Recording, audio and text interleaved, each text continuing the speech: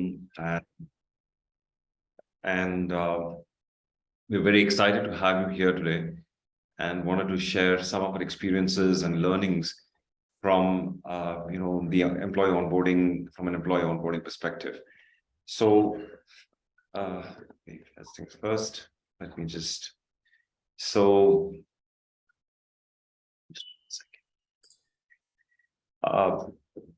introducing the panel here today. Hi, my name is Guruprasad. I manage the business solutions and the partner programs at NuVeda Learning. Meet Shashikanth Tripathi. He's the founder and CEO of Prudentia Learning, and comes with a very rich experience in the space, and is a great expert at creating talent value chain and performance solutions. Also meet Krishnan, who's the founder and CEO of NuVeda Learning. And today I will be moderating the conversation, and we will be leaning onto the experience from both Shashikanth and Krishnan to understand what has been their experiences and things like that, right? So without any further ado, I'll just go here and just start the first poll here. So 1 second.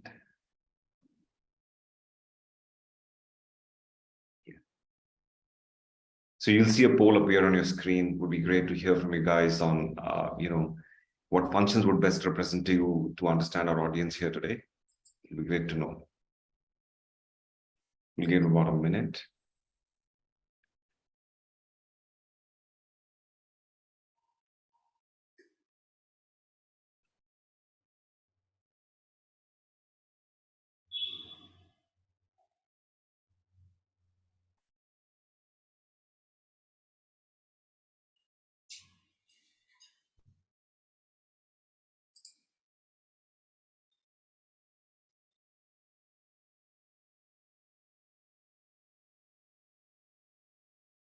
All right, we'll give it another 10, maybe 15 seconds. And then we'll close out. We have about 9 responses. And I'm just going to close the poll now. And I will just share the results. Krishna, are you able to see the results on the screen here? Hi, Krishna, are you able to see this the results on the screen? Yeah, we can. Yeah, we can. All right. So we see that about 45% of the people are here from HR operations and talent development. We also have somebody from who's HR business partner. So that's great to know. That's good to know. We'll be looking forward to hearing from your experiences as well about the entire process. We put together something for you to share, but it'll also be great to have your thoughts, your ideas. So request you to put down your thoughts, ideas into the chat. And if there are any questions for both Krishnan, Shashikanth, or me, you can just put it up in the chat, and we'll just in the order that they received, right? So I'm just going to stop sharing it now. Stop sharing.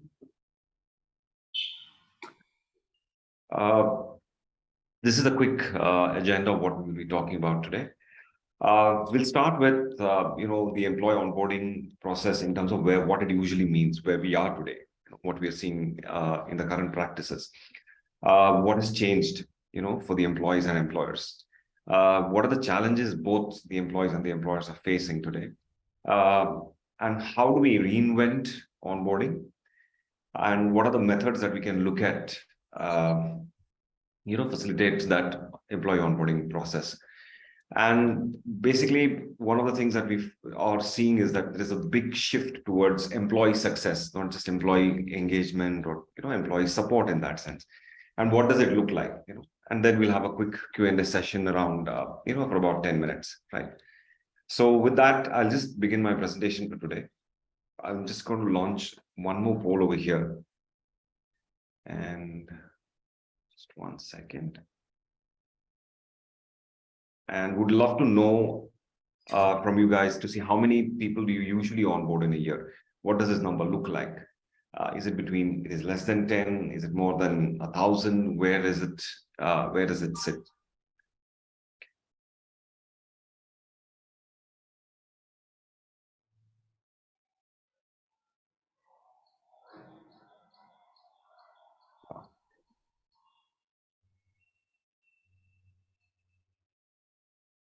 Okay.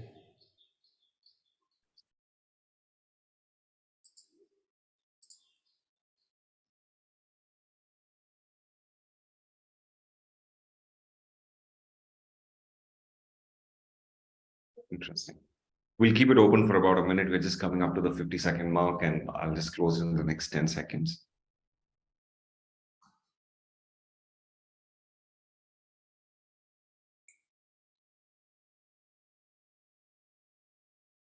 Thank you. I'm just ending the poll here now, and I'm going to share the results here. So we see that about almost like 80% of the people today are onboarding anywhere between 11 to about 100 people in a year. There is someone here who's also onboarding about between 500 to 1,000 people. That's a large number in itself, right? So this is, of course, the idea of taking this poll was to understand, because it's the number of people that we do. It's trying to bring in a repetitiveness and the efficiency into the matter as well, right? So that's very critical in the onboarding process. So with that, what I'll do now is I'm just going to start, what it usually means and what we are seeing, like as a part of NuVeda when I'm talking to customers out there. And we have customers who have somewhere between, there are people who are onboarding, let's say about 10 people in a year, but there are also people who are onboarding in thousands, like even 2,000-3,000 people in a year, right? So we see a lot of, we see a wide spectrum of experiences in that sense, right? And what are our observations of what usually is happening in the employee onboarding process, right? So one is, we see that most of the training that's happening is around policy and procedure related, in compliance and operational processes. The reason being, to a large extent, this is required for them to be compliant to a certain process. It could be a quality standard, it could be a compliance, like a regulatory reason and things like that, right? So people are organizations seem to be very focused on getting this out of the way, right? Then we also see that in some cases where it's required for a particular job role, right? There could be specific job roles that people are doing. Let's say it's a technology role and somebody needs training in, the latest version of a particular software or something like that. Or it could even be in, like, in pharma or in, medical research and things like that, where specific qualities are required, right? And to a large extent, it is driven by making the person job ready. That seems to be the focus. The focus seems to be, okay, this person needs to get ready to start doing their work as quickly as possible, right? And this, we feel, kind of brings on its own challenges as well, So I'm just going to pause here for a second, and I'm just going to lean on Shashikanth here, who has great experience in working with diverse type of organizations, very large organizations, and he's worked with them in their onboarding process and things like that, right? So Shashikanth, what has been your experience around where we are today, and what usually in the current context, how is employee onboarding looked at? Would be great to hear. Thanks, Guru, and thanks for calling me over. Am I audible? Yes, absolutely. I was slightly bad throat, so I'll try and be conservative when I'm using my voice. I think the viral has picked up everywhere. Yes, it has. I think, see, the onboarding when it comes to organization, well, there is a little slight amount of restlessness that is there with both the parties involved. Right. The organization side as well as the employee side. Right. The guy who is coming to the organization, or the person coming to the organization, is restless because he wants to get onto the job and start working. Right. Start performing. Right. Whereas the employer is also in a state of restlessness because he needs to make him work ready, and he needs to make sure that he crashes the lead times to productivity and stuff like that. Right. At the end of the day, I think this amount of restlessness is there, which is healthy, but if the process is not catering to these challenges, right, or to this restlessness, it doesn't help. Right. Are we getting disturbed? Ravindra, may we just request you to unmute yourself, Ravindra? Yeah. Yeah, I think so. Not able.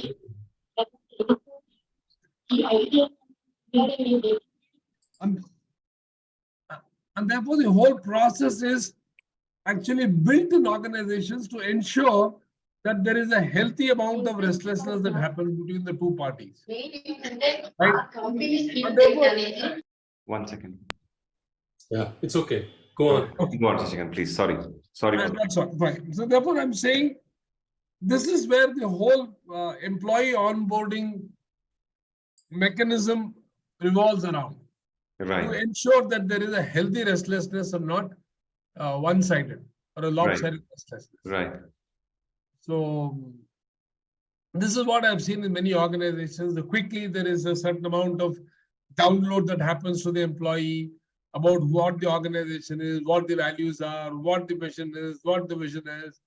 The founders, if it's a founder-led organization, or the hierarchy in the organization, very quickly, the strong markets, the weak markets, strong customers, big customers, small customers, what we stand for.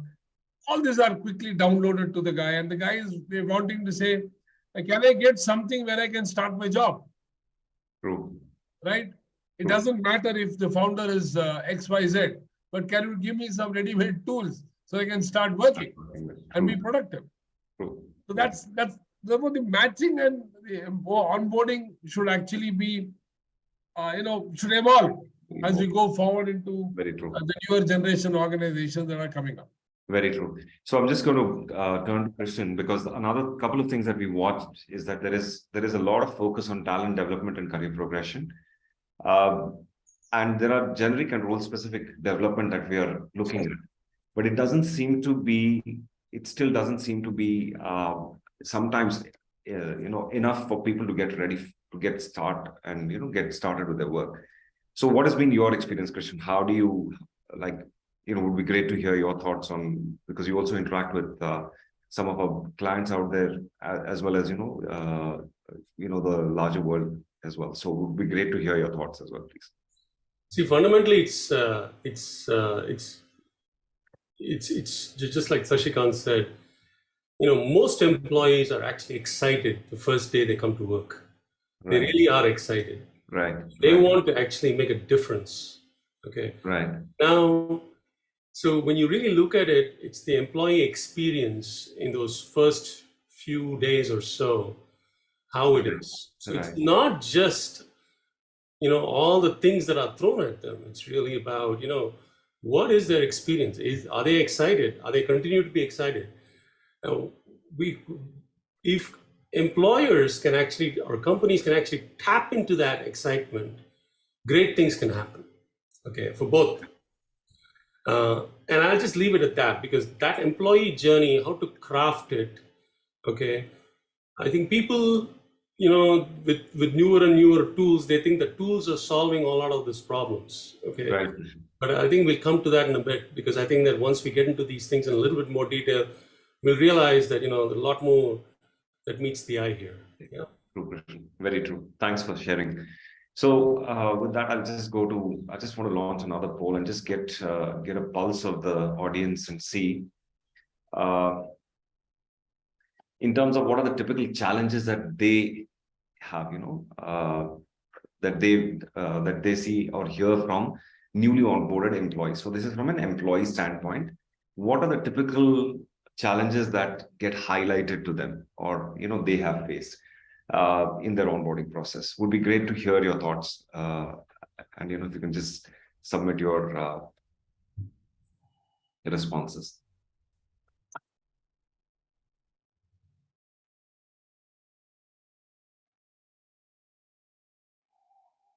Interesting.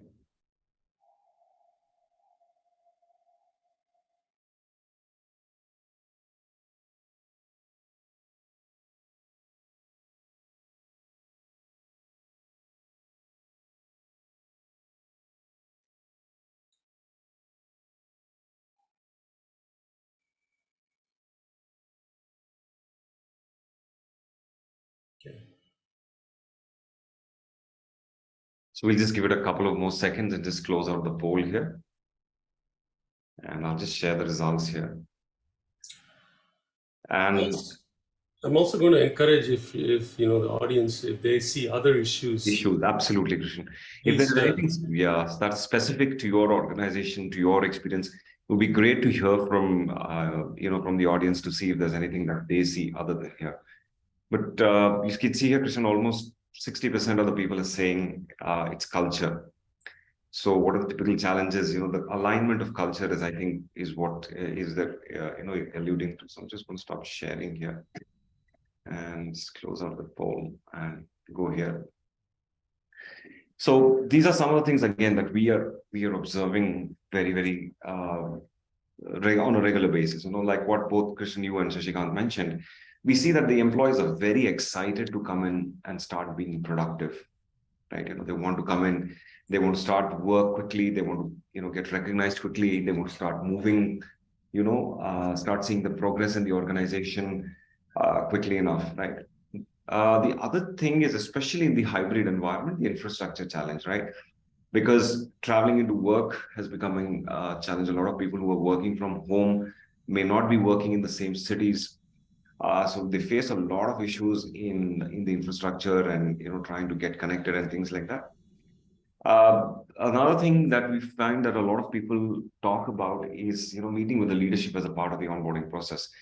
A lot of people that we speak to say that it gives a personal touch. So I think that's where the person is trying to correlate to themselves to the organization and trying to see how they are aligned to the organization, Krishnan. So what has been your experience, Krishnan, in around this? What are the typical challenges that employees face, and would love to hear your thoughts on that. I think that I think the poll described it very well. If you actually see the poll, it was not just culture, but it's also a lot of the other things. So little things can also go a long way in the entire employee experience, if you like. And there's one person on the chat who's actually mentioned about meeting the manager on the first day of work. Well, the manager is absent, right away, it kind of like is not a good starting point, if you like. Right? It's a very important point that Nabin Kishore has mentioned, and thank you for that input. The general feeling that I have is that people really need to tap into that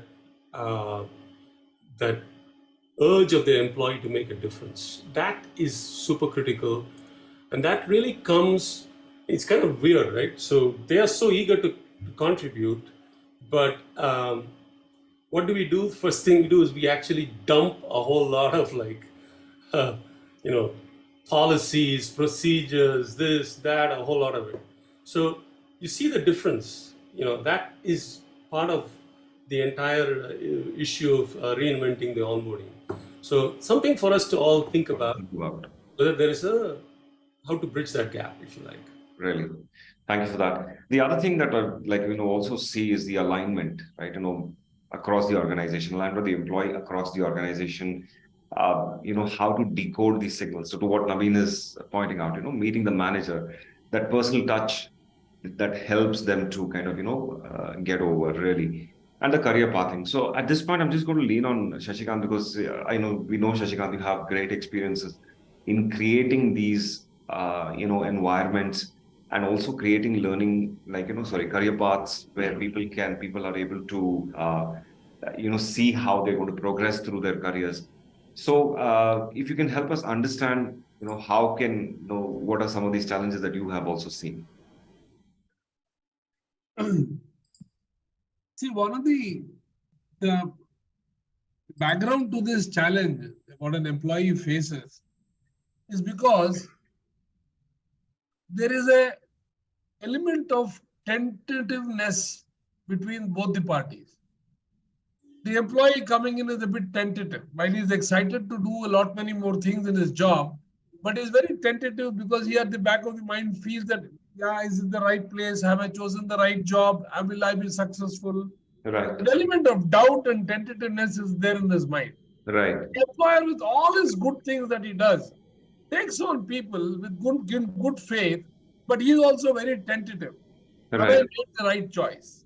Right. Therefore, these elements of probation, 6 months, on-roll probation, all these come up because both are very tentative in their whole approach. Right. There is no freewheeling saying, yeah, I have chosen this employer, I have Right. chosen this job, I have chosen this person. So let's say it will make it happen. Right. That should be the atmosphere when somebody gets onboarded, and therefore career pathing from there on becomes very easy. Right. See, what happens when you talk of career pathing?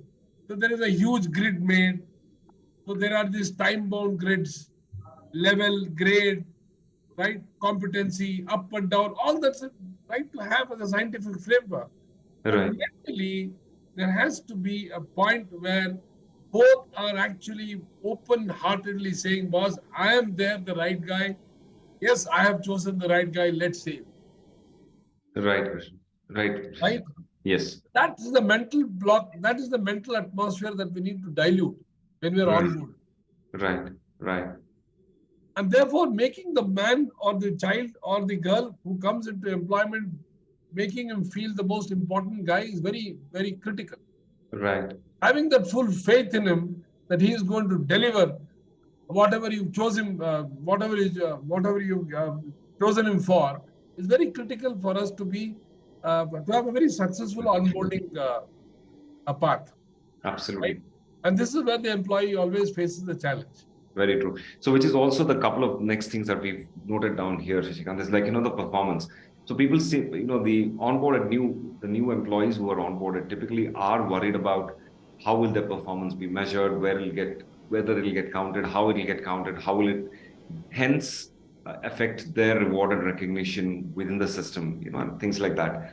And the other thing is about the employee engagement. There, especially in the hybrid environment now, it's becoming a little more exaggerated in that sense because it's remote. It's not necessary that everybody is able to meet everyone. The connections, making the connections is becoming that much more difficult, right? So, again, I'll just lean back on Krishnan to see what has his experience been, especially given the hybrid environment and, about the employee engagement and things like that. Well, yeah, I mean, all of us are kind of like learning through this hybrid environment, right? Because bottom line is, I think when you really think about the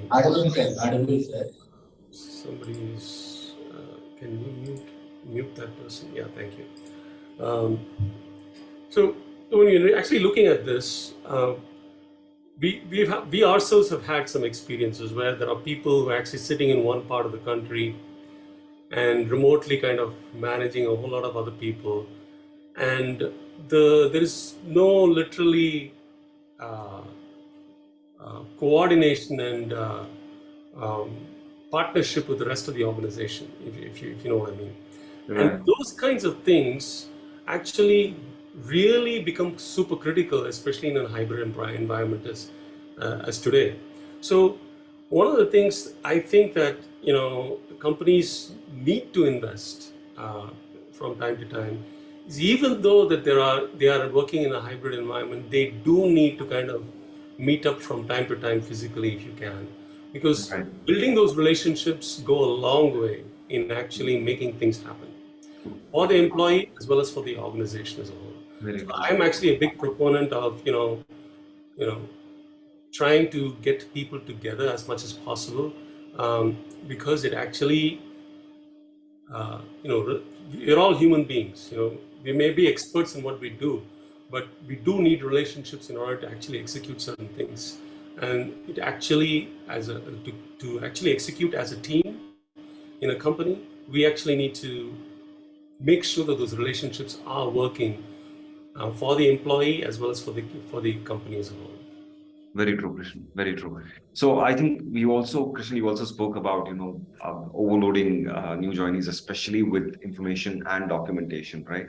So this is another thing that we see that, because and depending upon the industry, they might be required to, a new employee may be required to, look at a lot of documentation or look at a lot of information that they have to download. But this is something that we kind of has been highlighted to us quite a bit. And the last bit is about what Shashikanth spoke about, the unclear, not the clarity about what am I expected to do, what is my job role and my expectations, right? That alignment, I think, is is something that a lot of the employees are looking forward to and trying to see how can they get clarity on that, right? It'll be great. So this is, I mean, I'm speaking to the larger audience here. See, this has been our experience. It'd be great to hear from you, what are the other challenges that you think employees face, and would be great to have a discussion around this, to hear from you, to understand from you what has been your experiences as well. So please feel free to, note down anything in the, in the chat as well, and we'll be happy to take that up. I'm just going to. Can I come in here for a minute, Guru? Just yes. I'll just relate a kind of an interesting thing that happened. Somebody I know very closely actually went for a job interview. Right.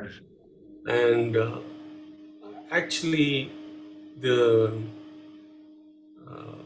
interviewer turned around and said, "I want you to interview me." Okay. So the whole experience got turned around 100%. Right. Please interview me. Okay. And turned out it was a job for a senior role as a HR business partner or something like that.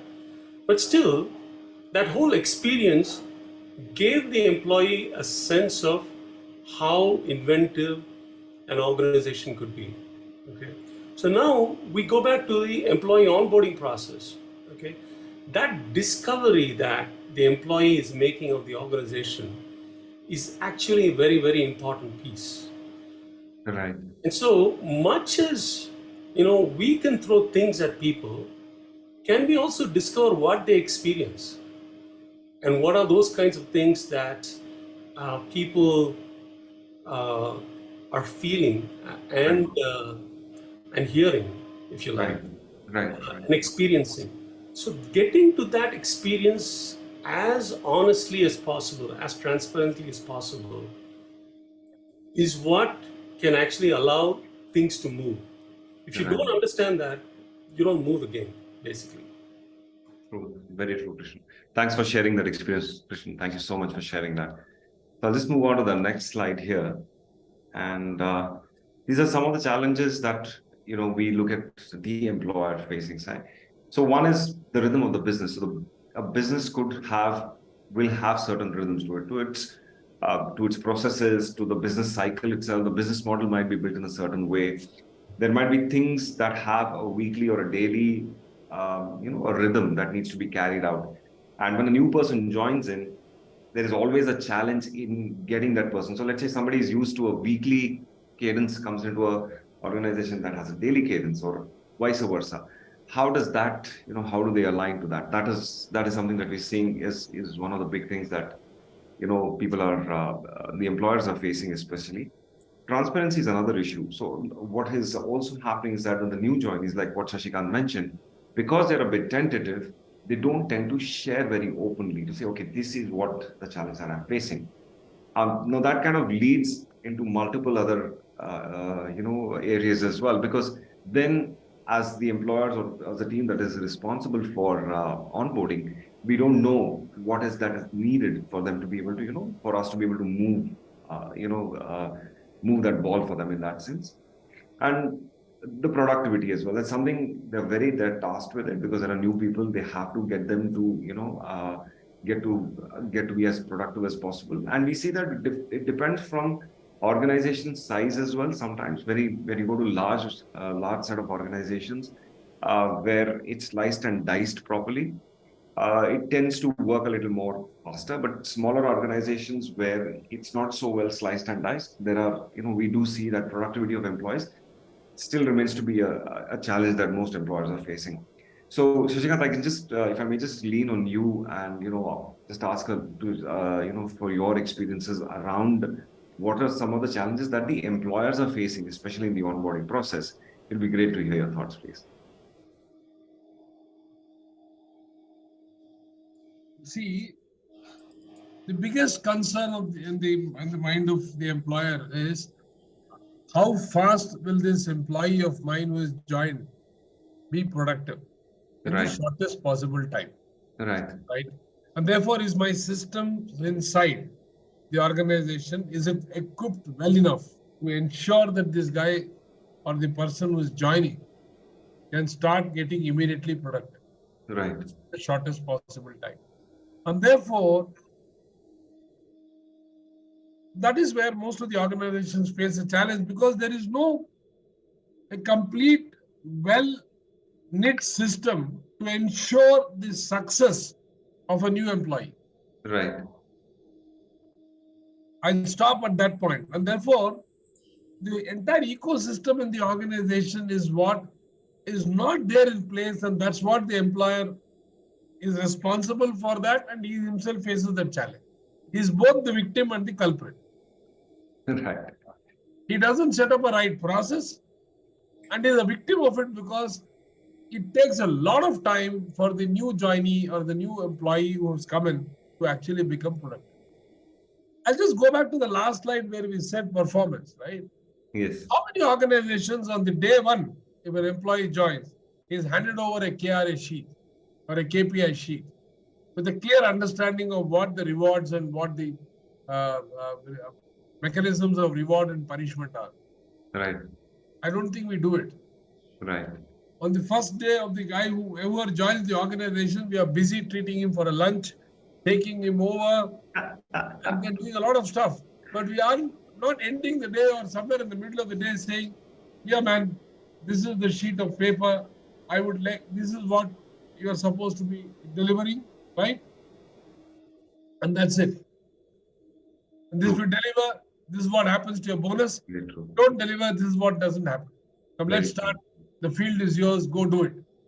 Very true. Very true. Right? So I think you bring up a very interesting point. So this whole idea of consequences for the work that I do, that is somewhere, and I think that's one of the things that's, it's an unspoken thing.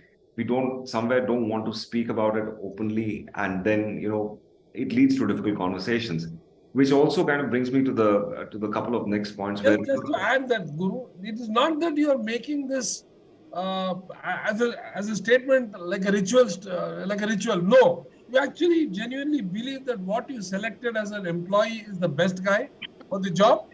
Right. And you're confident that this guy does it. That's the mindset. But yet you are saying, boss, this is what, if you do, you're going to get.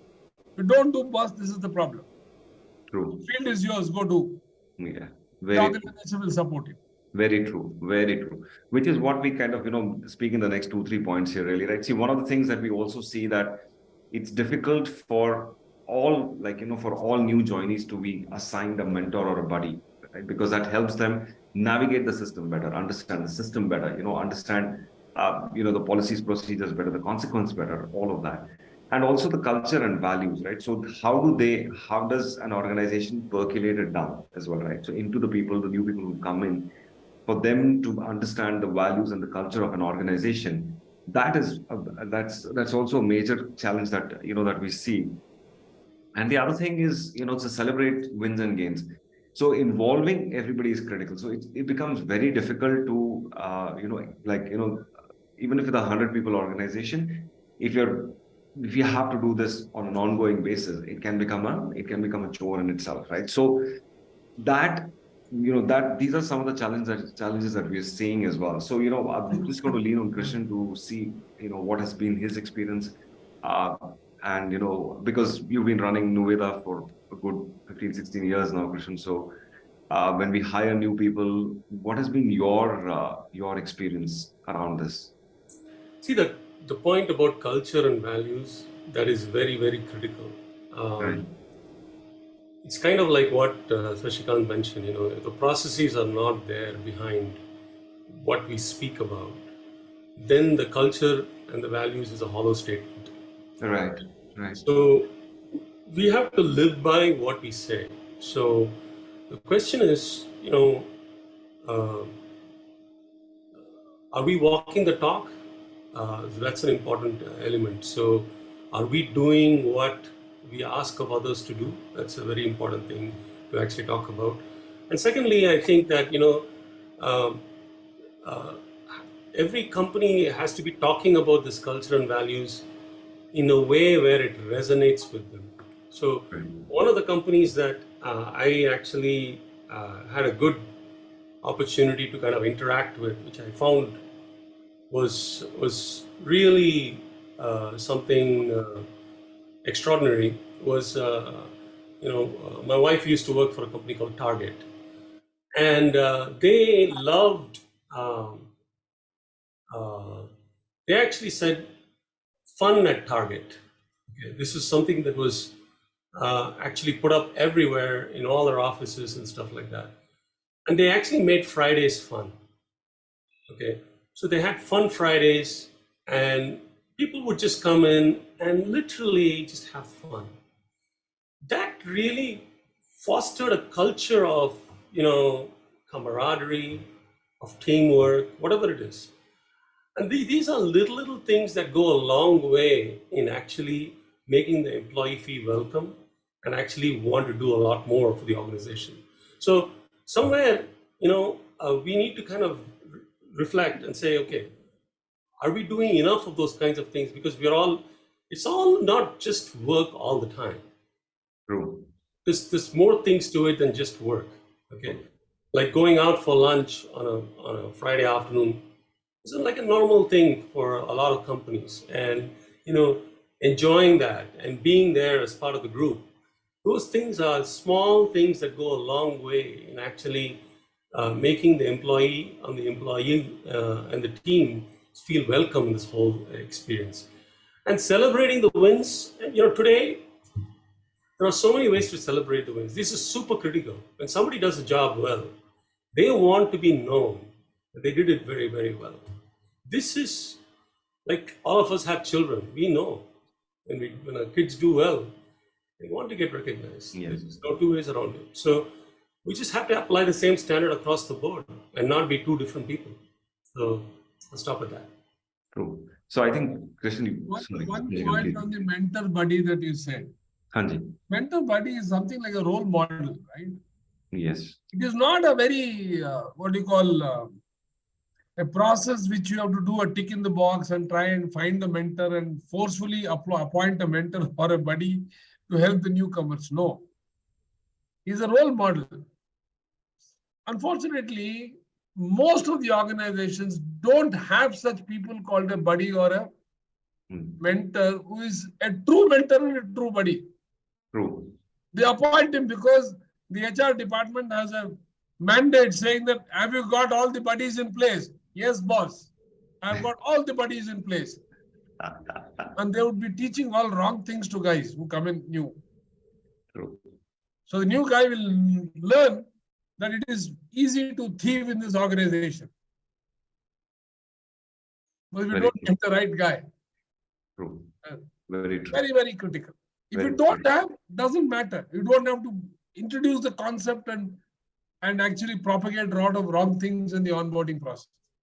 That's another challenge that with the employer faces. And therefore, the onus becomes on the founder to actually be a mentor and buddy. And he has a physical limitation.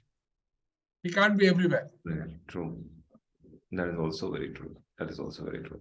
So a couple of things that, I'm drawing from both your and Krishnan's points, Shashikanth, is basically walking the talk, understanding what people really require. And that's what we saw as well, so especially because it's a trial period, right? So people who are coming in are testing the company as well to see whether what they were promised is being delivered or not. So that's something that the onboarding team seems to be facing a lot of challenges around, right?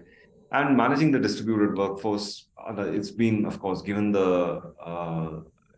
this extent of the pandemic, and if I go so far, even in our own organization, we've had people working from Assam, Rajasthan, Kerala, Gujarat, all of that, and just onboarding somebody was such a big challenge for us as well, and tracking the real-time progress. So these are some of the things that we've just put down here. With that, I'm just going to go to the next one. And so what are the some of the methods that we're seeing? So just briefly touch upon what are the methods that are evolving as we speak, right? So one of the things that's really catching up now is the conversational AI piece, right? So we have so many tools out there that are creating and helping in the onboarding process itself. A lot of organizations we see have a lot of rich content and they have a lot of rich experience in onboarding people.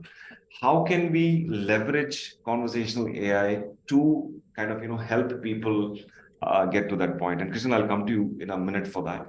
And similarly for micro learning as well. So how can concepts of micro learning be implemented in the onboarding process such that it leaves a lasting impression? And of course, learning in the flow of work, because given the fact that we cannot expect people to step away from their work anymore. So how do we integrate that is something that is something that we're seeing. The just-in-time concepts or getting people to learn on the job itself in the flow of work is something that we are really seeing a lot of stress on. So I'll just lean on Krishnan to speak briefly on the conversational AI, what trends you're seeing out there, Krishnan. Not just here in India, but globally, what are the trends we're seeing, especially for the use of conversational AI in the onboarding process, please? Well, I think one of the good things about conversational AI is that, you can use now these chatbots to actually mine your own knowledge bases and actually provide you answers that are relevant for the questions you're asking. So from a support perspective, conversational AI is pretty damn good. I think, but one of the things I think we need to be clear about is that conversational AI is not going to build you relationships. Okay, so the stuff that you need to actually have to actually be successful in your job, it's not going to help you do that. Okay, and very soon you'll get found out if you start using those kinds of methods, because human beings can psych each other pretty darn quickly. Right. The other things like micro learning in the flow of work, these are things that are need of the hour. That is almost like a baseline today. Everybody now has a smartphone that they're actually using, so it's very, very critical to lean on those kinds of devices to be able to provide information that is relevant to the individual, personalized to the individual, and is also timely. Okay, so those things are like almost today, like it used to be new concepts before, but these things are like almost like a baseline today. It's required. I mean, it's like you get used to it. So all I'll say is that conversation AI is not solving everything for you. So if people think that AI is going to solve everything for you, I'm sorry, I'm not of that opinion. Great. So, Shashikanth, I'll also cover a couple of other things here. There's the role-specific and evidence-based learning simulations, right? So I know you work very closely with these things and the micro-learning as a concept, right? And use of technology as well. So what is what is your take on, how to facilitate this and methods and things like that? Are we covering this fairly? Is there something else that we should be looking at as well? I don't think in the onboarding process, especially organizations are using micro-learning effectively to help him get familiar with the organization. Right. Right. Even today, it is all about broad strokes of what organization stands for is what is covered in a typical onboarding process. Right. Not exactly how, how does one get to understand the organization's, the purpose, the product, the material flow, right? The revenue process, the cost process. This all has to be micro-learned, and it has to be all done beautifully in one induction program. Right. I remember when I used to get inducted, people would follow the same old method, but I, in my own way, I would follow the material. I would first say, boss, you cut out all this, tell me where we get the raw material first. And from there, I would walk continuously along the machine line to understand how the product is made, and therefore where it is sent, how it is sold. Right. and therefore this is the revenue. Right. So that made me very comfortable to understand about the whole company, because the culture is actually embedded in those lines. The wastages, when we talk about in the boardroom, what exactly happens on the shop floor, there itself it stands as a proof as to whether we believe in reducing wastage or not, Very true. Very or just right. So therefore, I think that kind of small learning, you have to convert it into a micro learning and use it very effectively on the onboarding process. right. So which kind of Very familiar to the organization. Yeah. Which also kind of brings us to, amongst the methods is what we're seeing, the use of platforms and integrations Yes. for unified access. That's the other challenge that we're seeing today is that, because of the smartphone, most of them already have a couple of applications that they're using for work, right? Yep. So the integrations to these platforms, this method, and it's becoming so much, I can't tell you, literally with every passing day, we are looking at a new, like a newer technology coming up or something where we are being asked to integrate and interface with so many different platforms so that people don't feel overwhelmed with the number of applications, right? And automating the communication channels, right? Even for recognition, not just for communication in terms of people getting, notifications on what they need to do, but even the recognition channels where people are like, we see a lot of new tools like, we have badging systems, we have employee reward programs that are happening through, all this kind of methods that are coming up to make sure that people feel more and more engaged. And of course, automating the tracking mechanism and, the feedback and things like that, right? So these are some of the things that we're seeing. I'm just going to rush a little bit because I know we're running about 2-3 minutes late. So I'm just going to go to the next slide. And, this is something that we clearly see as the future, right? Reinventing onboarding. So how do we move from just supporting the process of onboarding where it becomes like an employee support process to becoming an employee success, right? So one of the things which Shashikanth, you spoke about, and Krishnan, you also spoke about familiarity, right? How do we increase that within the organization? How do people feel more deeply connected with the organization? How do we bring in that familiarity? I think that's one of the things that we are getting highlighted very, very, strongly. The relationships, Krishnan, you also spoke about, wanting to work with people, wanting to bring them into a place where they interact with each other. There's a social interaction. There's a there's a binding, the camaraderie, and doing projects, right? So how do we get into that? So do you think we're thinking on the right lines, or what is your take on on these three things that we put up here right now, Krishnan? No, this point is super critical, right? So just like, the whole, corporate world started understanding that, it's not just important to do customer support, it's really important to do customer success. And like that, we also need to kind of acknowledge the fact that it's not about employee support, it's about employee success.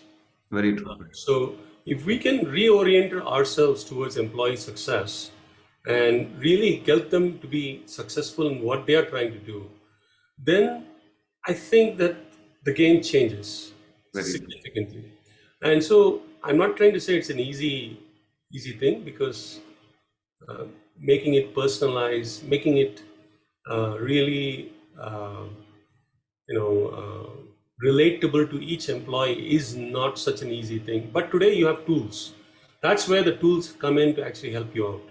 And so you can use those tools to actually, like for example, in at NuVeda, we have the ability to actually do personalized learning journeys, right? So those kinds of personalized learning journeys allow you to actually precisely give the learning journey that is relevant for that individual and that job role. Right? So those kinds of things go a long way. I would say that the piece that I feel like maybe we're not doing enough of in this employee support and employee success is actually getting anecdotal feedback from the employees periodically. Right. So it's like there's got to be a way for them to actually give you feedback so that you can act on it in a timely manner. So that's one of those things I think there are probably gaps in many companies on trying to get employee feedback. They do the employee voice surveys, okay, that they do annually. But that's once a year. Okay, you need to be getting feedback more, frequently, and actually acting on those kinds of things. Because 1 year is today in the life of a Gen Z or it's a long time. Yeah. So they don't have the patience for that. Very true. So which kind of also brings me to the next, where you said that, the learning, like a personalized learning journey, there's some personalized information as well. So given the business unit that I'm a part of, or the role, the team that I'm a part of, the relevant information. So rather than giving everything to everyone, we feel like it works very well when it's targeted to that particular group of people. So that relevant information goes to well. Another thing which Shashikanth put very beautifully, right? The mentor buddy program. The big thing that people, new employees really struggle with is, who do they go for help, right? They can't keep going back to the hiring manager who hired them, or they can't keep going back. They can go back to their manager to a certain extent, but because of the hierarchy and the lines and things like that, it sometimes becomes difficult to get that information out. So that information needs to be very clearly drafted out. And at any point of time, we feel employees need to be reassured about their well-being, their place in the organization, their well-being, their mental health, everything. Like, so many things are coming into that play. So Shashikanth, would love to hear from you to see if you're thinking on the right lines, if your observations are correct, would love to hear from you on that, please. I think Krishnan called it right. He said employee success. Right. Very important. True. How do you make him successful is never covered in the onboarding process. Right. Correct? Right. Everything else is done except that part. Right. The moment you do it, there is a lot more transparency and trust that follows. Very true. Because the new employee feels that yes, the organization is selfishly interested in the success of this person, of me, of myself. Right. Therefore, if I succeed, the organization succeeds, and therefore that is the selfish relationship both have. So let's try and do without fear what I'm supposed to do in my role or a job. Right. Right. That is where the most important change that has to happen if you want to reinvent onboarding. Very true. Very true. If I'm getting inducted or onboarded in a role which is in the marketing function, then I need to know the know-how of what I will do in this job to actually make it successful. Very true. On the day one. Very true. But because you hired me with a certain understanding that I am capable of, then leave it to me to follow that know-how and deliver the result. Very true. That's why some of the successful organizations have actually built in this into their DNA. Right. Right. Very true. Not right to take names of the organization, but brilliant ones in this country, which have actually imbibed this as a part of their culture. DNA, nothing written anywhere. Very true. If you go back, you might have a lot of manuals inside, but it's anybody who comes in, then actually it's imbibed with the DNA. Very true. I think that's very beautiful. I think that's a very, very pertinent point, Shashikanth, because I think that's what the whole onboarding challenge is, right? Are we able to articulate that DNA into the new person who's coming in, so that that person becomes the torchbearer of, I'm sorry to say, the onboarding is done by the junior most employee in the so-called HR department. Right. I'm not. Yeah. Yeah. To talk loose about either the department or the person. That's how it is. And the person himself or herself would be about 6 months in the organization, and she desperately, he or she is onboarding somebody at a level who is who about 5 layers above. There is absolutely. There'll always be that mismatch. Very true. Very true. So I think you touched upon, we also spoke about the transparency and trust and the, of course, the learning paths, which you spoke about in quite detail, Shashikanth. So that's the other thing that we find, the clearer they are, people are moving forward much better. And the employee organization fit, which is the cultural fit or the DNA, which you spoke about right now, right? So it's ultimately, so there is going to be, the organization is always going to have a DNA right now. As an individual, how well do I align myself to that is the question. And how well is that is articulated to me to be able to help me understand that, right? So that's one. I'm just 1 second. There are a few questions that have come in. So basically, there are a couple of questions. So Rakshit, we are, we will cover your question in the next bit, and Deepak will take a question just after the presentation. So this is the last poll that I'm going to take here, and I'm going to launch this poll here. And we'll just give you a minute to look through this. And, so we spoke so much about reinventing ourselves, right? But how do we quantify that, right? And how do we make sure that all the work, hard work that is going into onboarding, what are the metrics that we can apply, for productive, to make sure that we call it a successful onboarding process?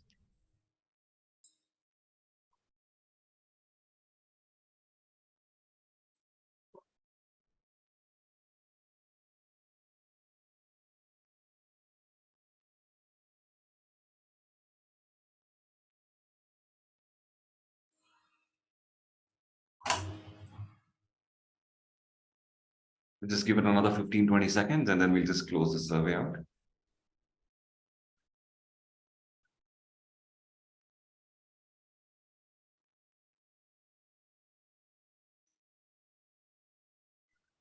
So I'm just ending the survey here, and I will just share the results. So we say about 90% of the people are saying the time to productivity for the employee seems to be a good metric to look at. We also have about a third of the people saying satisfaction surveys, right? Satisfaction surveys are a great metric to go back and quantify, how successful this metric is, right? So I'm just going to stop sharing here, and I'm just going to come to the last bit over here. And what does it, basically, what does employee success look like? So from where we are standing at it and we're looking at it, one of the big things that we look at is lower attrition rates. That's one of the major, criteria that we put out there.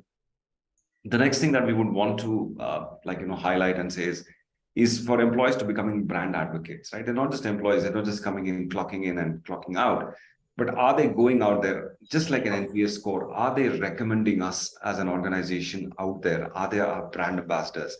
Are they really proud to work here, right? That's what success would look like. Of course, reducing time to productivity is one of the absolutely key aspects that we will be looking at. And, have more focused employee development in terms of what also Krishnan spoke about, the personalized learning journeys and things like that, right? Higher engagement, transparency, employee voice surveys, more regular surveys, where people could be taken, leaning into the poll itself. A third of the people are already saying that, surveys are important. Building culture and shared values and personalized talent development, right? So these are some of the things that, we felt like could look as success metrics. It was great to hear from the survey as well. I know we're on the clock, running about 2-3 minutes late. So I'm just going to go to the questions quickly. And, Rakshit, we did speak about, the technology and what are the metrics and things like that. That was there. We have a question from, 1 second. We had a question from Revati as well, I think. Rakshit said, how do we measure success? I hope we've answered your question, Rakshit. Deepak asked, what are the solutions technology can provide, and where is the expectation failing or not meeting expectations? So I would love to hear both, like Shashikanth, your and Krishnan, your views on this. So I'll repeat the question here. What are the solutions technology can provide, and where is the expectation failing or not meeting the expectations?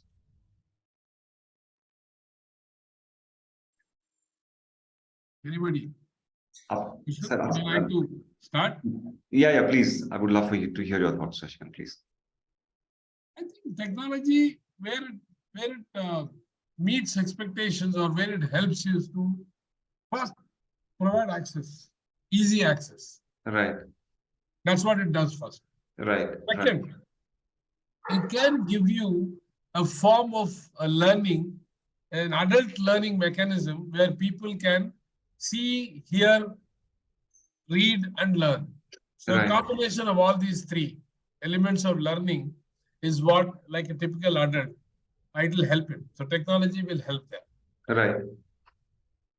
Can technology solve your emotional issues? Please don't rely on technology to solve emotional issues.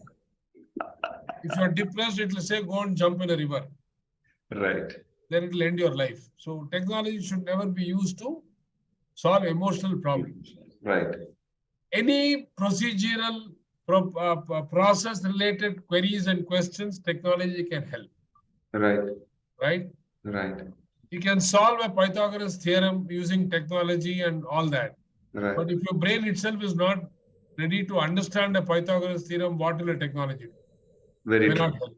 Very May not true. help. Very So true. Yes, there are some natural limitations to technology and beautiful things that we can do with technology. Now, don't use it saying that, don't allow yourself to be governed only saying there are large audiences technology can help to reach. All that is fine. Here at the end of the day, when you reach all the masses, it is still that individual who matters. So Right. see what it does to that individual. Right. Right? And that's all. There are so many, if you keep listing them, there'll be many more things that will come out where Right. technology can help and technology can limit you. Right. Very true. So would love to hear from you as well, Krishnan, on this, please.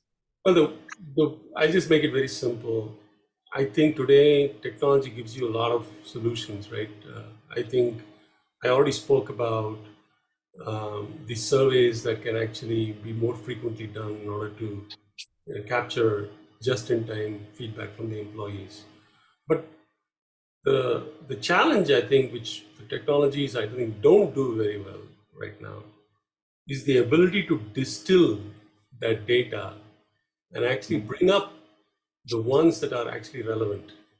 I think that piece is still, I would say, pretty much a manual exercise. And of course, AI can help significantly here. And I think there are some tools out there that actually do good AI analysis of data and distill the process. So that's clearly one of those things that, in my opinion, there's too much information. So trying to just distill the ones that really mean and mean something, that's super important. I think there's another question around the onboarding process only on the HR teams. I'll take this. I don't think it's just the HR teams only. I agree with Revati that it's not only HR teams. Everybody else needs to actually participate in this whole experience. It should be, if it's a product company, it should be the sales people, the customer support people, as well as the delivery people and the product people who actually need to be talking. Right? All of those kinds of things need to be included as part and parcel of the experience, so that people understand that, you know what, it's not just, if the experience is not where it is, it's not just the HR person's mistake or otherwise, it's a collective problem. So we all need to sit together and solve the problem. So I hope I answered that question. Yeah. Right, Krishnan. The best HR manager is the line manager. Yes. Exactly. If the line supervisor is not if he's not doing it right, then any amount of HR will not work. Yes. Yes. Very true. Very true. So there are no further questions, Krishnan. I'll just ask the audience again if there are any additional questions for us. If not, then we can just close the webinar for today then. Yeah, do let us know feedback on this webinar. Please let us know. We'll be sending you a link and all of that. So thank you so much. I really thank you, everyone. Yeah. Thank you, Krishnan, for making the time. Thank you, Shashikanth, for making the time. Thank you. Great insight. And thanks again, guys. Cheers. Thank you. Bye. Thank you. Thanks.